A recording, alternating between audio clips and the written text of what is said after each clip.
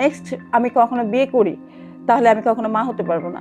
আল্লাহ যাতে কোনো মেয়েকে সৌদি আরবে না পাঠায়। সৌদি আরব আসছি, আবার ভালো কাজের কথা বললে নিয়ে আসছি। হানাদারের মতো ছিঁড়ে ছিঁড়ে খাইতেছে। সৌদির বাড়ি কাজ করতে এসে বাংলাদেশি মেয়েদের থেকে সবচেয়ে বেশি বিপদে পড়ে বাংলাদেশি ছেলেরা। সৌদি আরবে প্রতিনিয়তই ঘটছে প্রবাসী বাংলাদেশি মেয়েদেরকে ও নির্যাতনের ঘটনা। দেশের প্রত্যন্ত অঞ্চলের দরিদ্র ও নিম্নবিত্ত পরিবারের মেয়েরা দালালের খপ্পরে পড়ে পাড়ি জমান সৌদি আরবের অজানা গন্তব্যে। সেখানে পৌঁছে সহজলভ্যভাবেই প্রথমে কাজ পান বাসা বাড়ির গৃহকর্মী হিসেবে। তারপর থেকেই শুরু হয় বিভিন্ন ধরনের শারীরিক নির্যাতনের ঘটনা। মালিকের ভাই বা মালিকের ছেলে ওনারা অফার করে, রাজি না হলে সেখানে মারধর করে। ওরা আমাকে মানে এমন মারা মারছে, আমার জড়োটা ফেটে গেছে। ওইটা আমাকে বাংলাদেশে এসে অপারেশন করা লাগছে। আমাকে নিয়ে হসপিটালে যখন গেছে আমার একদম ব্লাড যাচ্ছে, নাক মুখ দিয়ে তো ব্লাড চলে আসছে। এই দিক দিয়ে তো ব্লাড যেতে যেতে আমার অবস্থা খারাপ। আমার বাড়ি চারাবাগ মাদ্রাসা রোড, থানা আশুলিয়া, জেলা ঢাকা। আমাকে রূপসী বাংলা ওভারসিরিজ এই অফিসের মাধ্যমে সৌদি আরব আসছি, আবার ভালো কাজের কথা বললে নিয়ে আসছি। তারা আমার সাথে খুব জঘন্য কাজ করছে।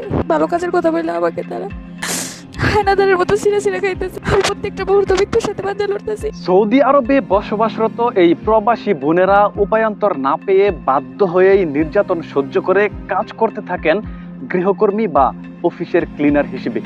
অবৈধভাবে সৌদি আরবে অনুপ্রবেশের কারণে অনেকেই বছরের পর বছর ধরে জেলখানায় সাজা ভোগ করছেন। আবার অনেকেই দেশে ফিরে আসছেন গর্ভবতী হয়ে, কখনো কখনো পিতৃ পরিচয়হীন সন্তান নিয়ে। এরপর থেকেই শুরু হয় মা সন্তানের অজানা ভবিষ্যতের করুণ অধ্যায়। তাছাড়াও সৌদি আরবে গিয়ে দেশটির মহিলাদের লালসার শিকার হয়েছেন বাংলাদেশি অনেক পুরুষরাও। কয়েকজন ভুক্তভোগীদের কাছ থেকে জানা গেছে, দেশটির বিভিন্ন বাসা বাড়িতে ড্রাইভার অথবা পুরুষ গৃহকর্মীদের বিভিন্নভাবে লোভ দেখিয়ে কিংবা জিম্মি করে সেই বাসার মালিকের স্ত্রী অথবা মেয়েদের সঙ্গে বাধ্য করা হয় শারীরিক সম্পর্ক স্থাপন করতে।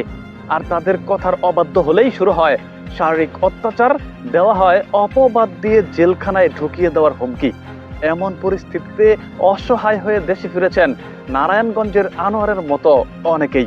দুইটা মেয়ে, দোনোটাই হাজবেন্ড নেই। ওরা মানে এক একজন একটা করে বাচ্চা ওদের। ওরা আমাকে ডিস্টার্ব করতো আর কি, যে ডিস্টার্ব করতো, তুমি উপরে আসো।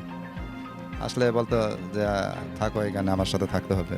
তুমি যদি আমার সাথে না থাকো তাহলে আমি তোমার প্রশাসনে দিয়ে দেবো মিথ্যা অপবাদ দিয়ে। সবাই ভালো থাকবেন। আপনাদের এই প্রবাসী বোন আর জীবনে বাচ্চা থাকতে চান না, ঠিক আছে? رسلها لهم يا حبيبي، رسلها لهذا اللي يقولها تبغى نت وما نت. মুক্তাকিন হুসাইন, দ্য লিজেন্ড নিউজ।